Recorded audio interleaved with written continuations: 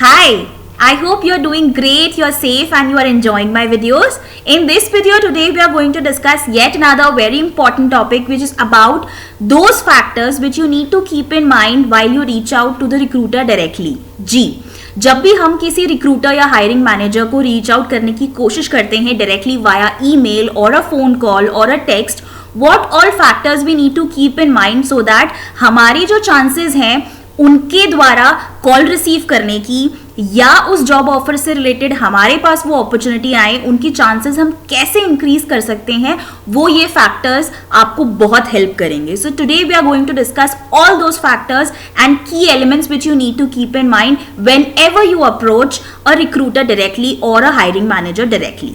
Before that, I would like to thank you for giving such valuable feedbacks in the comment session and बहुत जल्द आपकी जितनी भी queries और concerns मैं देख रही हूँ वो सारे concerns मैं address करूँगी in my upcoming videos. Do not forget to subscribe to my channel. Those who have not done till yet, do share with your people so that जितने और लोग हैं आपके community में, आपके touch में, उनको भी कहीं ना कहीं इन चीज़ों से benefit हो सके. Do hit the like button in case you like the video. So let's start with the video. आज हम डिस्कस करेंगे वो सारे की एलिमेंट्स, वो सारे फैक्टर्स जो कि हमें ध्यान रखने चाहिए जब भी हम किसी रिक्रूटर को पर्सनली अप्रोच करने की कोशिश करते हैं. उससे पहले हम समझते हैं reaching out to a recruiter का मतलब क्या होता है. आज के इस जमाने में जबकि डिजिटलाइजेशन एकदम से इतना ज्यादा बढ़ चुका है कि हर एक कंपनी, हर एक ऑर्गेनाइजेशन वो ट्रेडिशनल अप्रोच को कहीं ना कहीं छोड़कर उस नए टेक्नोलॉजी बेस्ड अप्रोच को बहुत इजीली अडेप्ट करने की कोशिश कर रही है और उन्हीं मेथड्स के थ्रू आज हायरिंग भी हो रही है. एंड इसी वजह से बिकॉज सोशल मीडिया ने काफी बड़ा रोल प्ले किया है हर चीज में, that is the very reason that competition भी बहुत हाई हो चुका है. And if you are looking for a great opportunity और आप एक अच्छा करियर बनाना चाहते हैं, so for that it is very important that you need to stand out in the crowd. और इस क्राउड में सबसे अलग खड़े रहने के लिए आपको कुछ अलग चीजें भी करनी पड़ेंगी, जिसका कि एक सबसे इंपॉर्टेंट एलिमेंट है that when you try reaching out to the recruiter और hiring manager directly, it gives a very positive feedback और कहीं ना कहीं रिक्रूटर को ये भी एक मैसेज जाता है that you are interested genuinely in that job opportunity. So it is very important कि हम कहीं ना कहीं से कोशिश करें कि हम डायरेक्टली उस हायरिंग पर्सन को रीच आउट करने की कोशिश करें. So now coming towards what are those elements or factors which we need to keep in mind, let's discuss that. So I will be sharing 4 key elements, 4 key factors which you need to keep in mind whenever you try to reach out to the recruiter. So the first is don't take silence personally. इसका मतलब है कि आप जब भी कभी email के through या किसी भी एक मीडियम के थ्रू कोशिश करते हैं, generally try to do it via email because that is the best way to reach out to recruiter और वो एक फॉर्मल तरीका भी होता है. So whenever you mail the recruiter, do not expect कि आपको उसका एक्नॉलेजमेंट मेल मिलेगा या एक रिस्पॉन्स मिलेगा, क्योंकि एक जॉब पोस्टिंग के लिए the recruiter receives thousands of CVs, thousands of emails. तो मोस्ट ऑफ द केसेस में ये बिल्कुल भी पॉसिबल नहीं होता कि रिक्रूटर आपको रिवर्ट करे. So don't take it personally, don't take it on your ego या आप इमोशनल उसमें मत जाइए. Just be practical in that sense कि रिक्रूटर के पास ना तो इतना टाइम होता है और ऑलरेडी उसके पास इतने मेल्स होते हैं कि वो हर एक ईमेल को एक्नॉलेज नहीं कर सकता.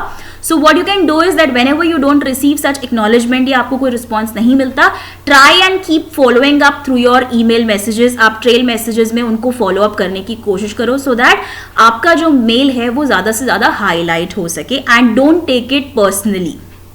The second thing is get to the point.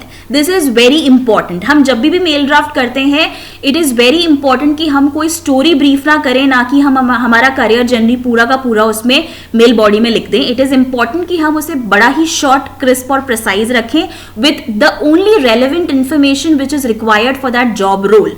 आप कोशिश करिए कि आप कैसे उस ऑर्गेनाइजेशन में वैल्यू ऐड कर सकते हैं with your skills, with your talent, with your achievements, with your experience. वो सारी की चीज़ों को हाईलाइट करिए and make sure that you keep it very short, very precised. और उन सारी चीज़ों को हाईलाइट करिए विद बोल्ड या फिर आप किसी कलर से उसको हाईलाइट करिए so that the interviewer can actually get an idea about it कि आपकी की स्किल से उसके उस जॉब रोल को कैसे एडवांटेज हो सकता है. The third thing is that whenever you draft a email it has to be very well crafted message. That means कि आपको एक प्रॉपर फॉर्मेट में उसे क्राफ्ट करना है.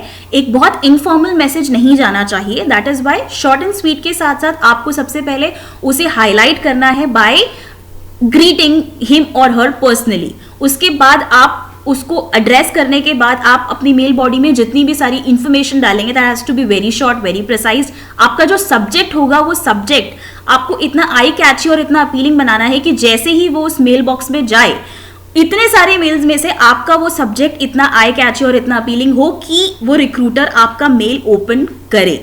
That is why it is very important कि आप message कैसे क्राफ्ट कर रहे हैं. That is why you need to get into this कि आपको एक अच्छा वेल क्राफ्टेड मैसेज भेजना है. The fourth and the last thing is try and reach out to other people in terms of internal reference. हम generally देखते हैं आजकल लिंक्डइन पे बहुत से लोग प्रोफेशनली कनेक्ट करते हैं एक दूसरे से. Networking plays a very important role. This I have mention in my previous videos as well कि नेटवर्किंग एक बहुत इंपॉर्टेंट रोल प्ले करता है हमारे करियर जर्नी में. So when you are in contact with anybody who is already a part of that organization where you are applying, try to approach that person via your network. अगर आपके पास LinkedIn पे या किसी और social media platform पे आपको दिखता है that the person is already working in that organization जहाँ पे भी आपने अप्लाई किया है या रिक्रूटर को मैसेज या मेल किया है, तो ट्राई करो कि आप उससे कनेक्ट करो और उसको ये मैसेज दो that you have already applied in this organization where you are already working and you're interested to work with that organization. So कहीं ना कहीं अगर आपका अच्छा नेटवर्क और अच्छा कनेक्शन है तो वो इंटरनल रेफरेंस के थ्रू HR तक जाएगा एंड आपकी जो अपॉर्चुनिटी है उसकी चांसेस ज़्यादा इंक्रीज होती हैं. So I am just repeating for you क्या हमने आज सीखा इन फैक्टर्स के लिए. The first thing is don't take silence personally. The second thing is get to the point.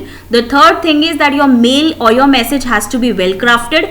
And the fourth thing is that you need to try out reaching to the people via internal referrals या आपके networking के through आप कोशिश करिए कि आप internal referral भी बना सकें.